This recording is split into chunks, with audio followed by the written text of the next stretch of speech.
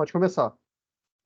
Boa noite, gente. Prazer enorme estar com vocês aqui nessa noite chuvosa, mas muito feliz da gente ter mais um tema de grande valor aqui no nosso GT de Ligas. Hoje nós vamos falar sobre aleitamento materno, com pessoas que têm um know-how imenso no tema, e teremos o prazer de assistir o trabalho das alunas da Liga de Pediatria da Unesidomed, Vista Carioca. Eles nos vão apresentar o trabalho, orientado pela professora Carmen Elias, e depois nós vamos ouvir a professora, a doutora Conceição Salomão, que dispensa apresentações, né? Ela é, assim, um ícone do nosso assunto em aleitamento materno, uma pessoa, é presidente do GT das ligas de amamentação, de aleitamento materno da SOPERJ, e nos dará o prazer de conversar, e depois, no finalzinho, a gente vai abrir para perguntas, para a gente poder aproveitar essa conversa bem bacana que com certeza a gente vai ter hoje. Então, vou passar a palavra para as meninas. Não sei quem vai apresentar primeiro. Eu começo. Ana, tá. Então, Ana, a palavra está com você. Alguém consegue? Isso, obrigada, Lê. Bom, gente, boa noite. Eu me chamo Ana Luísa, eu sou a atual presidente da LIPES, que é a Liga de Pediatria da Estácio, e junto com a Letícia e com a Giovana, a gente vai falar sobre um projeto de extensão da Liga, que se chama Amamentar, e a gente fala, as meninas falam um pouco melhor do projeto, a gente vai falar sobre o projeto de extensão. O microfone tá dando uma voz metálica, vê se você consegue dar uma ajeitadinha, por favor. Melhorou? Melhorou. Bom, então a gente vai falar sobre o aleitamento materno na era das mídias sociais. Pode continuar. Eu vou começar apresentando um artigo que a gente leu para se embasar na apresentação, que se chama Melhorando a Medicina do Aleitamento Materno na Educação Médica de Graduação. É um estudo feito lá nas universidades dos Estados Unidos, mas que, apesar disso, a gente consegue relacionar muitos dados com as faculdades daqui. Acho que é um consenso geral de que o aleitamento materno é benéfico tanto para a mãe quanto para a criança. As sociedades americanas, a Academia Americana, a OMS, a Unicef, as sociedades de pediatria, tanto do Rio quanto do Brasil, né, em geral, são a favor do aleitamento exclusivo nos primeiros 6 meses de vida, com continuação até 2 anos ou mais, a menos que tenha alguma contraindicação clínica. Esse estudo desse artigo, ele foi sobre o ensino da medicina do aleitamento materno dentro das faculdades, lá nos Estados Unidos. Ele envolve a resposta de 137 alunos. Lá, a faculdade são 4 anos, diferente do nosso aqui, que são 6. E, pelo que eu entendi do artigo, são 2 anos de teoria e 2 anos de prática, né? O que eles chamam de M1, M2, M3 e M4. Notou-se, né, pela resposta dos alunos, que é necessário uma mudança no currículo, tanto teórico quanto prático, sobre o aleitamento materno, que em muitos casos o aleitamento materno é muito pouco abordado durante a parte teórica da faculdade, eles deixam mais para a parte de pediatria ou para a parte de neo. Alguns poucos comentam sobre isso na parte quando eles estão dando de sistema endócrino, sistema reprodutor. E que no cenário prático, eles notaram que muitos alunos têm muita dificuldade em conversar com as mães, em instruir sobre o aleitamento materno, porque eles não têm uma confiança na parte teórica. Então, eles não sabem como instruir muito bem essas mães. Então, eles não se sentem confiantes em seu conhecimento sobre o assunto. E acaba que esses alunos, eles ficam não adequadamente preparados, né, para aconselhar essas pacientes sobre a amamentação, o que deixa a mãe cada vez mais preocupada. Então, o resumo em si do artigo eles falam sobre essas fortes evidências que apoiam o aleitamento. Apesar disso tudo, a gente tem uma falta de ensino, uma dificuldade na formação médica sobre isso. Então, acaba que prejudica a prática do aleitamento materno. Pode passar, né? E aqui é o QR Code para o artigo, caso alguém queira ler ele na íntegra. Então, agora eu vou falar um pouquinho sobre o Amamentar em si, que é um projeto de extensão criado pela Liga de Pediatria da Estácio, né, atual IDOMED Vista Carioca. Foi criado em 2021 e foi idealizada, né, inicialmente pela nossa professora orientadora Carmen Elias. Então, o nosso projeto ele foi criado com alguns objetivos. Eles foram democratizar o conhecimento sobre o aleitamento materno, ampliar a troca de experiências, e com isso tudo a gente resolveu criar uma conta no Instagram, justamente voltada para o apoio de mães que amamentam, mulheres em idade fértil, mães que não conseguiram amamentar, pais, rede de apoio, profissionais de saúde, e todo mundo realmente que tem interesse, né, no aleitamento materno e em saber um pouco mais sobre esse assunto. Então, aqui tem uma foto da nossa página, e já já a gente vai passar mais ou menos por tudo que a gente abordou e ainda está abordando nesses últimos anos. Atualmente, a gente tem 1.141 seguidores, né? A gente acessou no dia 15 de maio, então, atualmente, temos esse número de seguidores.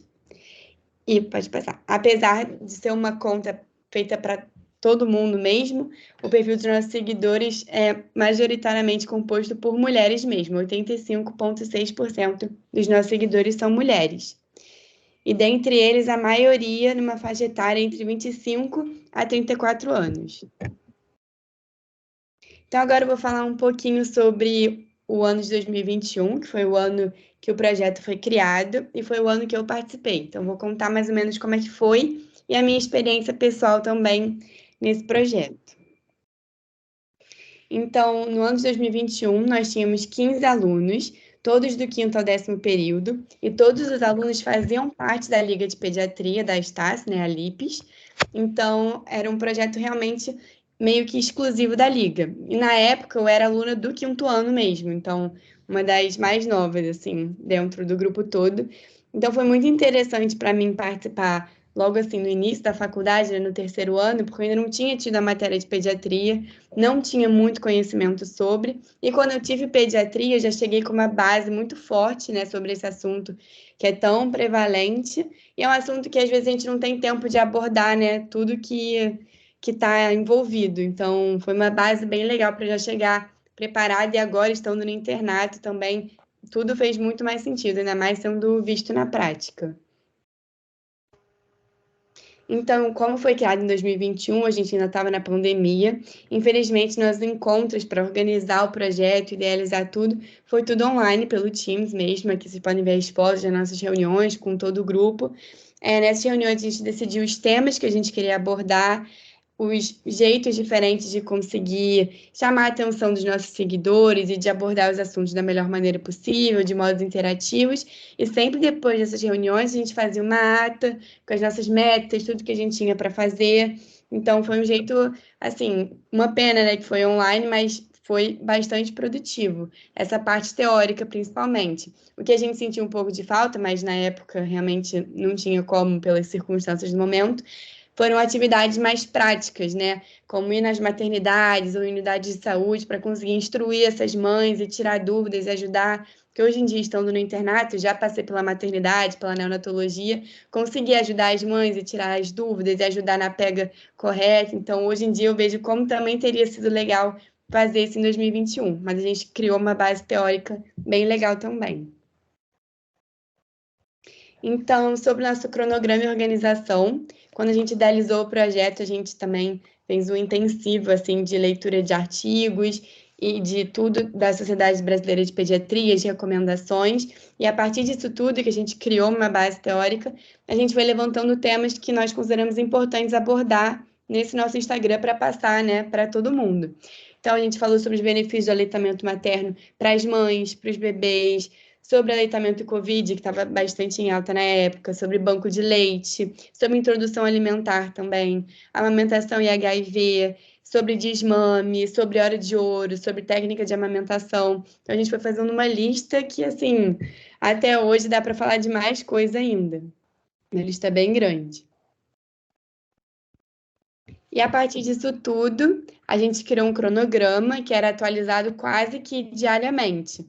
A gente colocava todos os conteúdos que a gente queria falar na semana e a gente organizava como que esse conteúdo seria passado para os nossos seguidores, se ia ser em forma de um post ou em forma de um vídeo.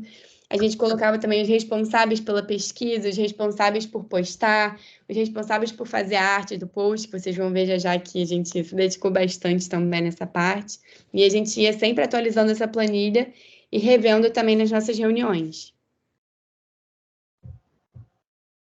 E aqui tem alguns exemplos de alguns posts que nós fizemos. Então, aí tem os benefícios da amamentação, como armazenar o leite, técnicas de amamentação, hora de ouro.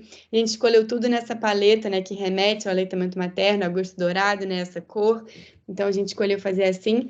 E foi uma parte bem legal produzir esses posts, porque a gente lia muitos artigos e recomendações da Sociedade Brasileira de Pediatria, e naquelas palavras mais científicas, né, e mais formais.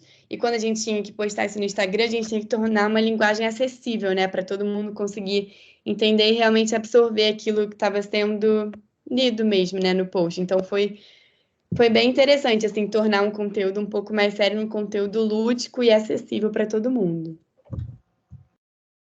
E além dos posts, a gente também desenvolveu outros métodos para tornar nossa interação com os nossos seguidores maior. Então, a gente fez uma live super legal com a Mônica, que era uma nossa seguidora bem fiel, assim, bem participativa, que ela é uma nutricionista coordenadora do Banco de Leite Humano de um hospital, então foi super legal a live com ela. A gente começou a também fazer algumas perguntas, um quiz nos nossos stories para ver se os nossos seguidores realmente estavam entendendo aquilo que estava sendo passado. E a gente também abriu uma caixinha de perguntas, mais de uma, algumas vezes, que foi também super legal, que a gente recebeu muitas perguntas e dúvidas, né, como essa que está aí, como deve ser a dieta durante a amamentação. E uma época a gente respondeu isso de forma escrita, né, em forma de texto. E em algumas ocasiões também a gente fez um vídeo, só até eu nesse vídeo respondendo algumas perguntas faladas mesmo. Então foi bem legal, a gente recebeu um feedback bem positivo e muitas dúvidas. Então essa interação foi bem legal, porque respondendo essas dúvidas a gente aprende muito também, né? Porque eu tinha que estudar antes de responder e conseguir responder de uma maneira acessível. Então essa parte foi super legal também.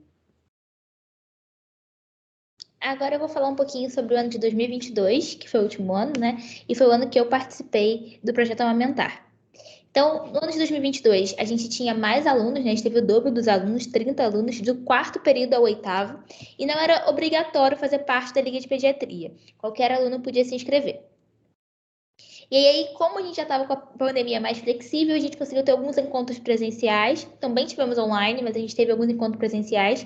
E o nosso grande objetivo no ano de 2022 era dar seguimento a tudo aquilo que o pessoal fez, que a Gigi mostrou para vocês em 2021, e também começar uma maior parte prática, uma parte que tinha ficado deficitária no primeiro ano por conta da pandemia. Então, a ideia do cronograma é basicamente a mesma que a gente mostrou. A gente vai falar sobre. A gente tinha o tema e organizava quem ia fazer, quando ia ser feito o post, como era a forma do post, se era um vídeo, se era um Reels, né? Se eram stories, o que exatamente a gente ia fazer.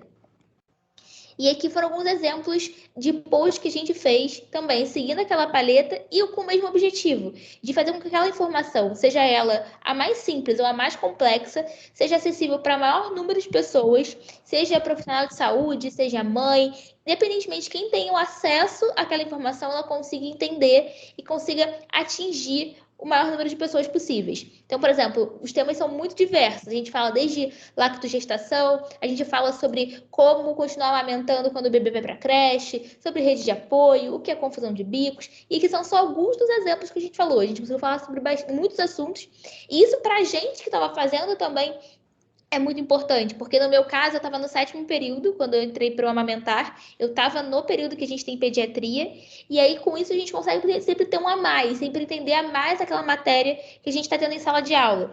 Então, eu acredito que para quem estava antes é um ganho, quem estava no internato também é um ganho, porque a gente consegue entender mais a fundo sobre o tema, porque você lê o artigo e consegue transcrever ele para algo mais simples, algo mais objetivo, consegue fazer uma arte com ele, isso facilita fixar o conteúdo. E aqui também, mais uma vez, a gente conseguiu tentar manter a interação, né? Então, perguntando quantas pessoas sabiam sobre aquele tema, então lactogestação, por exemplo, que é um tema mais complexo, né? Uma palavra diferente. Então, o que as pessoas tinham exatamente entendido disso? A gente abriu caixinha de pergunta também. O que você quer saber sobre o assunto, né? Para a gente conseguir responder exatamente qual era a dúvida da pessoa. Falar sobre temas tipo câncer de mama, se ele sabia ou não sabia a correlação. Aqui a gente falou sobre Covid também, que é um tema muito importante, mesmo que 2022 estivesse mais brando, ainda assim é um tema muito importante, que tem muitas dúvidas por ser muito recente. Então, a gente tentava fazer dinâmicas mais engraçadinhas também para chamar atenção, como fato ou fake, né? Mudar um pouquinho ali o verdadeiro ou falso. E dar visibilidade para datas comemorativas. Então, agosto dourado, novembro roxo, são alguns dos exemplos de datas que a gente chamava atenção. Porque muitas vezes as pessoas não sabem, né? Então, trazer a data e aproveitar para falar sobre o tema, né? Nesse caso, a amamentação e a prematuridade.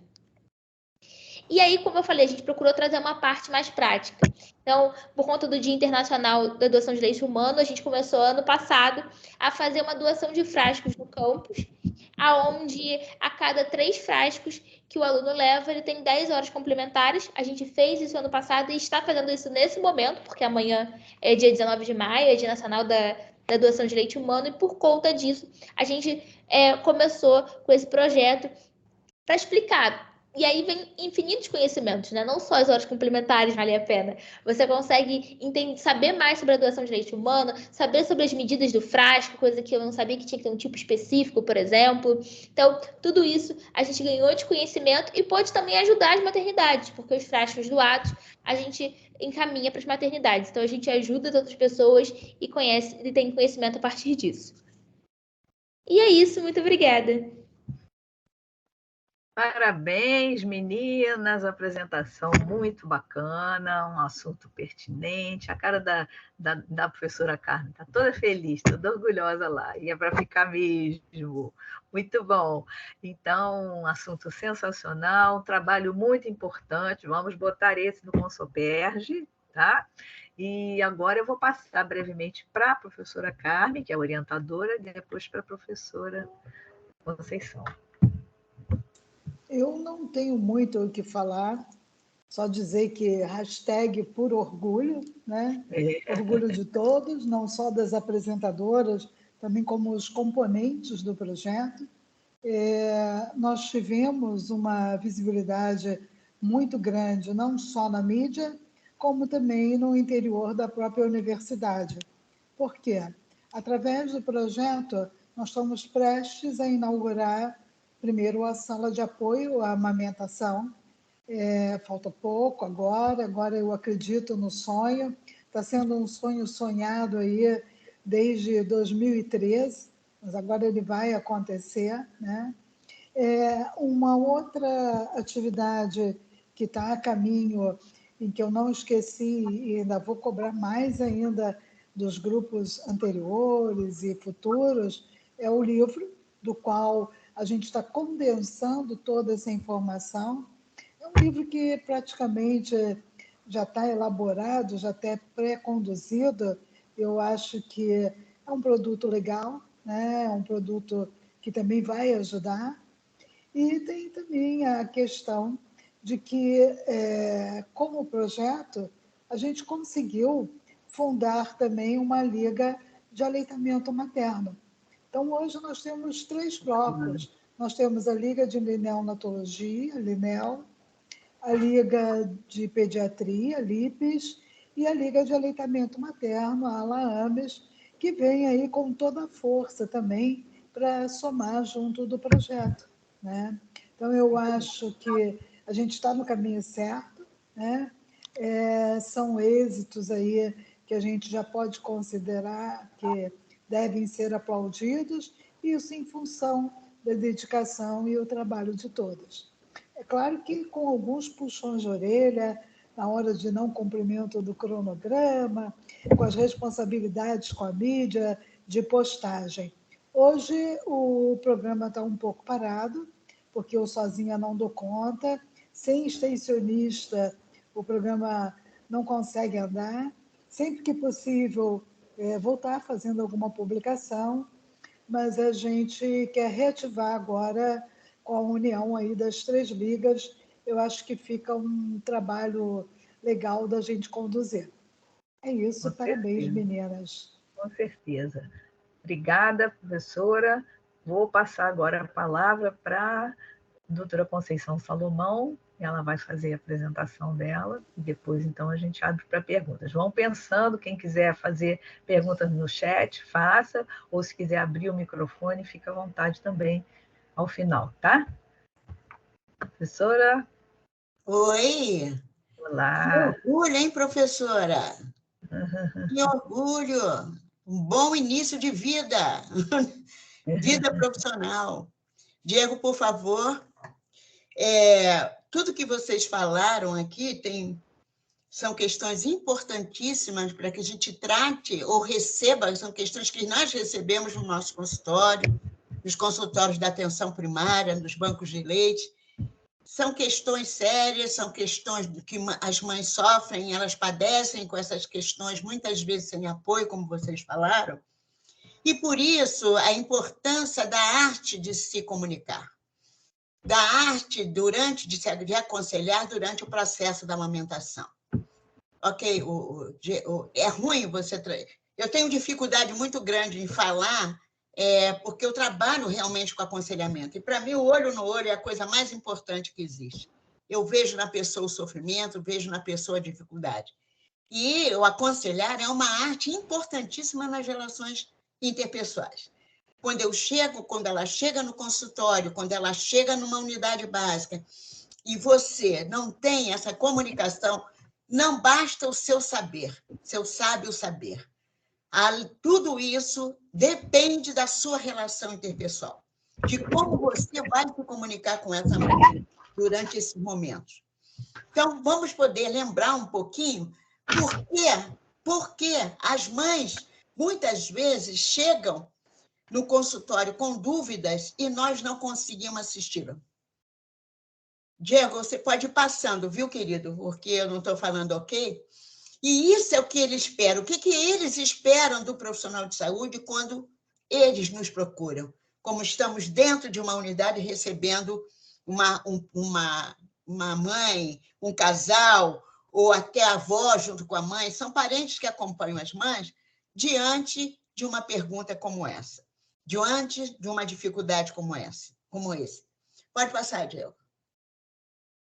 E o que vocês esperam? O que eles esperam? O que nós esperamos? Não adianta só isso ser colocado diante de uma consulta de amamentação. Em todos os momentos da nossa vida, quando nós somos procurados, o que essas pessoas que nos procuram esperam? Então, esperam o quê? Serão acolhidas, Diego? Precisam ter um bom acolhimento, eles precisam ser respeitados, eles precisam ter atenção, elas precisam ter compreensão, eles precisam, além de tudo, vão com a busca de uma ajuda, de um cuidado em relação à situação que eles estão e, sobretudo, sobre o apoio. Eles esperam ser apoiados durante todo esse momento do processo, desde a gravidez, que ela se encontra muito vulnerável. A mulher, nesse momento, todas as grávidas estão muito vulneráveis. Durante o processo da amamentação, é uma continuidade de uma gravidez. Lembrando que a cada gestação nasce uma mãe. Cada mãe recebe o seu filho em cada gravidez. Então, ela passa a ser mãe hoje, numa segunda gravidez, é mãe novamente, ela entra em todo o processo de discussão interna e é por isso que a gente tem que recebê-las dessa maneira. Pode passar, Diego? Então, é aquilo que eu perguntei, por que muitas mulheres deixam de amamentar muito precocemente? Pode passar? Porque, além de tudo, porque Pode passar, Diego. Porque muitos profissionais de saúde que exercem um papel chave na manutenção da amamentação, muitas vezes não conseguem resolver ou responder às suas necessidades. A necessidade daquela clientela que nos procura. Ponto. Pode passar, Diego. Por quê? Nós usamos abordagens extremamente técnicas, mostrando todas as vantagens e benefícios da amamentação importantes para a saúde da criança. E, quando acontece, muitas vezes colocando essas mães como responsáveis sempre pelo insucesso ou não sucesso da amamentação. Pode passar, Diego. E essa saúde da criança ligada, muitas vezes, como se coloca essa mulher, a gente esquece de quem é essa mulher. A gente esquece de onde ela vem. Lembrando que, no momento em que ela chega até você, nós não podemos estar ligados só na questão biológica. Porque nós temos um corpo biológico, nós temos um corpo psicoemocional, nós temos um corpo que é puramente cultural, sociocultural. Então, somos um corpo só e com todas essas questões, as questões biológicas, quando se trata de amamentação, as questões psicossociais e as questões socioculturais, que muitas vezes a gente esquece. E que ela vem dentro de um contexto, eu estou adiantando um pouco, porque eu não consegui compartilhar, Diego pode passar, já estou bem à frente, e levando nesse momento, a gente pensa só que o aleitamento é natural instintivo, mas não é bem assim. E tudo isso que acontece, pode passar, Diego. Ela vem de todo esse contexto que ela vive de existência, ela vem de experiências e vivências. E o que é uma experiência? Experiência é aquilo que você vê da vivência do outro. Eu experimento a vivência de um outro. E a vivência não, é aquilo que ela traz para você, o que ela está naquele momento vivenciando durante esse processo. Então, tudo isso está envolvido no momento de uma relação, no momento em que você está junto. Tudo aquilo que você trouxe, tudo aquilo que vocês nos trouxeram, exatamente está aí dentro desse contexto. A gente esquece de onde ela veio, de que cultura ela traz, onde que ela está inserida na sociedade, qual o problema que ela tem, aquela mãe que trabalha fora, como é que ela vai poder amamentar, se ela tem o desejo de amamentar por mais tempo, com a amamentação prolongada, ela tem que ter um suporte. E aí você vai ver o que ela pensa sobre isso. Pode passar, Diego. Então, aquilo que eu falei, experiência e vivência, pode passar, Diego? Pode passar, querido. Mostrando os aspectos que eu já passei, biológico, o aspecto, pode ir passando. O aspecto sociocultural e importantíssimo o papel dela também, esse corpo que ela traz psicoemocional. Pode passar, querido. E assim, o que a gente pensa? Refletindo, o que é um atendimento? Qual é a diferença entre um atendimento e um cuidado assistencial? Isso eu falo durante uma questão, quando você está presencialmente com outros colegas ou com outros profissionais, como vocês, o que vocês entendem como atendimento? E o que vocês entendem como cuidado assistencial? Pode passar, Diego. Então, na realidade, o que a gente pensa nesse momento em relação às mães, que esse processo que eu falo com vocês, não acontece dentro de um consultório só de amamentação, em outros aspectos também, em outros momentos também. Quando eu falo de atendimento, eu falo que essas mães não encontram espaço para expor sentimentos e contextualizar suas dificuldades, e tratam exatamente a queixa pontual. E quando se fala de cuidado assistencial, o que é isso? Você tem uma visão, pode passar, Diego, uma visão do todo. Você vê essa clientela como um todo, como aquele corpo que eu digo, todo, que é uma visão holística, e o outro é uma visão só biológica. Então, vamos pensar e refletir. E o que fazer para mudar esse modelo? O que nós precisamos fazer e onde a gente vai buscar ajuda para mudar esse modo de como a gente vai, esse paradigma de como a gente vai olhar para essa clientela? Pode passar, Diego. Então, como eu disse, uma visão biológica, ou a visão integral, pode passar, querido? Então, mudar esse paradigma do atendimento para uma assistência tem um olhar mais humanizado. É um desafio que nós temos que enfrentar. É um desafio que nós temos que buscar, indo atrás daquilo que é melhor para aquela clientela e para você também. Se a clientela sai satisfeita, você também vai sair satisfeito. Pode passar querido. E o que fazer? Como fazer para qualificar a atenção na arte de assistir? O que eu vou procurar? Onde eu vou procurar? É qualificar essa atenção. É qualificar a maneira como você vai chegar até lá. E isso é importantíssimo, que nós temos esse dever de estar buscando melhor maneira na arte de assistir, na arte de estar junto com a clientela, centrado na clientela, e não centrado em você mesmo, mas centrado na clientela. Pois não, Diego? As imagens que você tem, quando eu falo disso, são imagens que mostram um pouco dessa qualidade, de como o sentimento que essas mulheres muitas vezes chegam. E investir nessa melhoria da qualidade da comunicação é importantíssimo. Entre esses profissionais de saúde que vocês estão começando agora, dentro da área da educação, dentro da universidade, mostrar a importância disso. Como que nós, profissionais de saúde, vocês como acadêmicos e futuros profissionais, e a população vai ter essa resposta, dessa melhoria da qualidade. Pode passar, amiga. E eu digo o seguinte, eu mudei muito quando mudei a minha estratégia de abordagem. Eu mudei muito quando comecei a usar habilidades que favorecem esse encontro, que modifica aquele modelo de você estar só no atendimento pontual, sem olhar a mulher numa visão integral. Então, quando eu falo isso, eu falo de uma habilidade chamada de aconselhamento. E o que é um aconselhamento? Pode passar, Diego.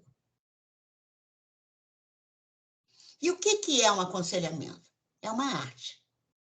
É uma arte que muda a forma de trabalhar. Trabalhar com pessoas na qual você entende como elas se sentem e as ajuda a decidir o que fazer, não fazer por elas.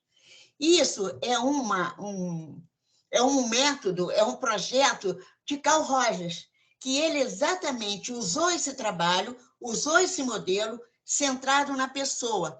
E gostaria que vocês buscassem nesse livro, O Poder Pessoal. Ele foi publicado em 1977 por ele e fala exatamente que arte é essa de aconselhar. Como buscar assistir essa clientela centrado nessa clientela. Como nós vamos trabalhar com eles. Pode passar, Diego. E como é que você começa? Começa pensando que esse aconselhamento, eu preciso de quê? Eu preciso de ter conhecimento sobre o manejo, lógico, da lactação, manejo da amamentação e conhecimento sobre a lactação, e usar as habilidades de comunicação. E que habilidades são essas? É pena que eu não posso estar nessa interlocução com vocês, mas que habilidades são essas? Muito simples. Se pensar, muito simples. Pode passar, Diego. Habilidades que a gente começa como ouvir e compreender. Ouvir e compreender, ou escutar e compreender. Nós temos que pensar que o nosso ouvido, nós temos um ouvido, 2 ouvidos, 2 orelhas agora, e uma boca pequena, mas a gente tem uma boca muito maior do que os 2 ouvidos, e as 2 orelhas, e a gente precisa aprender a ouvir mais. Através de colher história, vocês aprendem isso na faculdade, chamada anamnese, que muitas vezes a gente identifica o problema durante esse momento, durante essa hora de ouvir. Sem altas tecnologias, a gente chama isso de tecnologia leve. Aprender a ouvir e compreender. Que habilidades são essas de ouvir e compreender? Pode passar, Diego. Primeira habilidade, chama comunicação não verbal. O que é isso? É você ter uma postura que fala, pois o seu corpo fala, o seu corpo ouve, e muitas vezes a fala atrapalha. Então, vamos aprender a usar a nossa postura para o início de uma boa comunicação.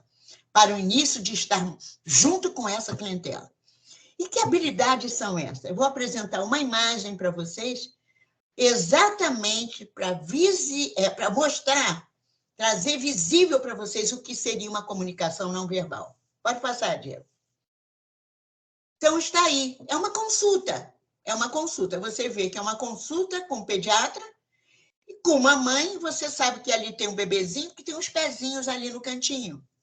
E qual é a postura desse profissional em relação a essa mulher?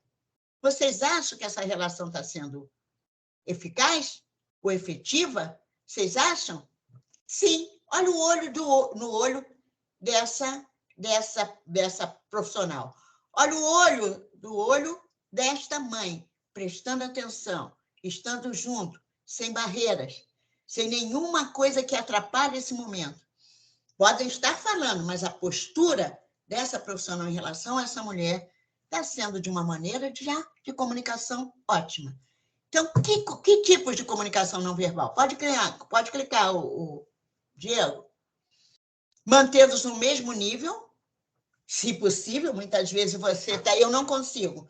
Se uma cliente não quer sentar, eu também fico em pé, porque me aproximo mais dela. Mantendo-se no mesmo nível. Vamos lá, Diego.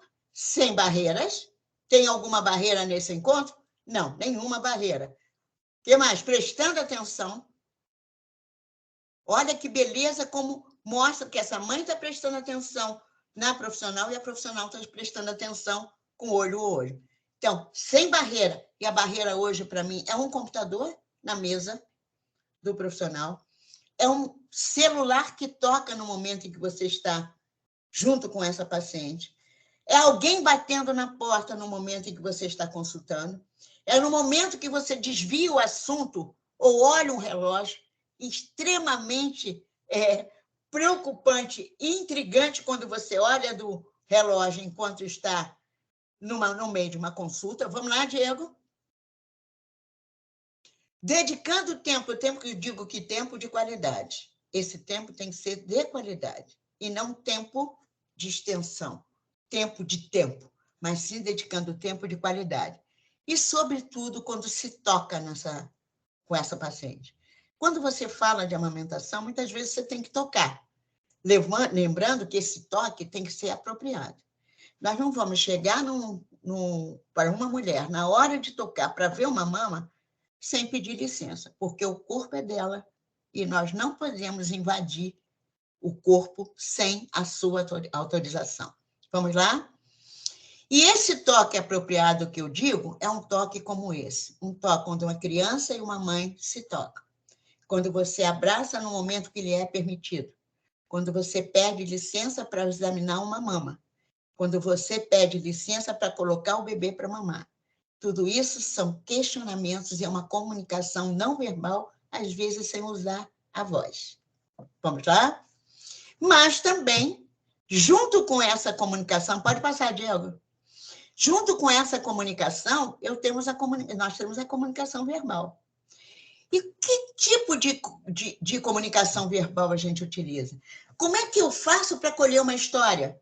Como é que eu faço para estar junto com ela, vivenciando naquele momento dela, eu vivencio com ela naquele momento, eu estou vivenciando a minha vida profissional, olhando para essa mulher que traz, nesse momento, que traz aquilo que está preocupando, que a está com dúvida, que traz para ela alguma dificuldade. É nesse momento que a gente vai identificar o problema, colhendo a história. E a primeira coisa eu quero saber, por que ela veio? Lembrando que o nome da paciente é extremamente importante. Até uma Brastemp tem seu nome de valor. A mulher também tem um nome.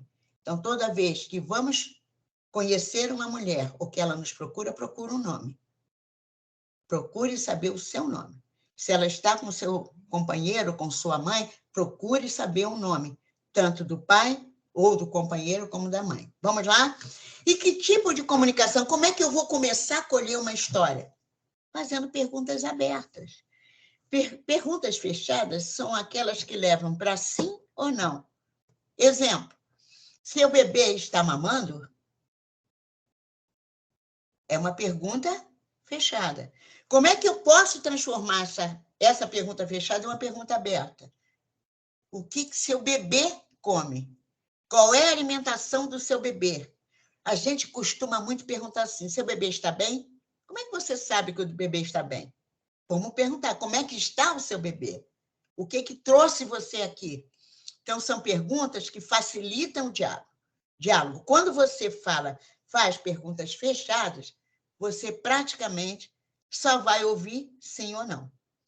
E como eu faço? Que tipo de perguntas? Como é que eu posso perguntar? Pode passar, Diego. Quando eu uso como, quando, o quê, por quê, quantas vezes.